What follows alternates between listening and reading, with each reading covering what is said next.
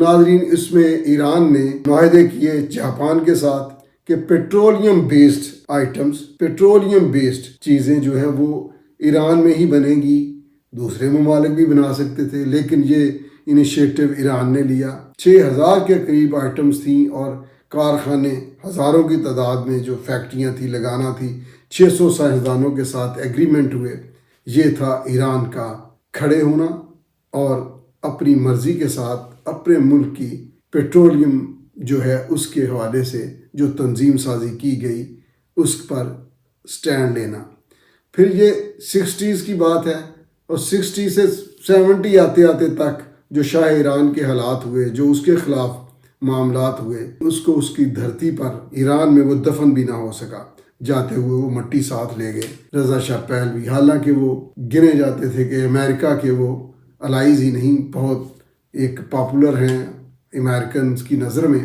تو ناظرین، اس کے بعد پھر دو چیزیں سوچیں بیرونی دنیا میں جو دوسرے ملکوں میں مداخلت کرتے ہیں کہ اپنی مرضی کا بندہ نہ لیا جائے، جس کو لوگ سمجھے اس کو اپنی مرضی کا بنا لیا جائے. جب شاہ ایران کا زوال ہوا یا انجام ہوا تو اس کے نتیجے میں ظاہر ہے آیت اللہ خمینی فرانس میں تھے، یہ واپس آئے، انہوں نے نئی ایک شروع کی، امریکہ مخالفت بھی انہوں نے شروع کی، اور پہلے بھی مخالف ہی تھے، لیکن خیال یہی تھا شاید شاہ ایران کو فارغ کرنے والوں کا کہ وقت کے ساتھ ساتھ اس میں حالات میں بہتری، نرمی یا کوئی حالات ایسی صورت انڈرسٹینڈنگ کی پیدا ہو جائے گی، لیکن وہ بد سے بدتر ہوتی چلی گئی. ناظرین، ایران کا اور دیگر ممالک کا مقصد تو تھا کہ اپنی صنعت کو، اپنے انفراسٹرکچر کو، اپنے حالات کو، جو ان کی اپنی پیداوار ہے ان کے ملک میں، اس کو اپنے ملک کے عوام کے لیے استعمال کیا جائے. اب آگے چل کر جب ایران میں 79 کی گورنمنٹ آئی تو اس میں بہت مشکلات آئیں. شروع کی جو پارلیمنٹ تھی اس میں بلاسٹ ہوا، وہ ساری کی ساری شہید کر دی گئی، قتل ہو گئے سارے، لیکن انہوں نے بر وقت الیکشنز کروائے.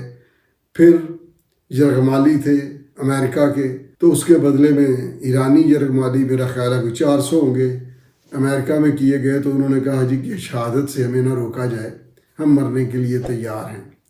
تو یہ ایک ایسا مرنے مارنے کا سلسلہ چلتا رہا، ساتھ ساتھ پابندیاں چلتی رہیں کہ ڈکلائن ایسا ہوا 2000% سے بھی زیادہ ایرانی کرنسی جو ہے اس میں ڈکلائن آیا. اس میں اتنا ڈکلائن آیا کہ آپ اگر روپے سے مثال لیں تو 7 روپے اگر $1 کے برابر تھے تو آج 15 لاکھ وہاں $1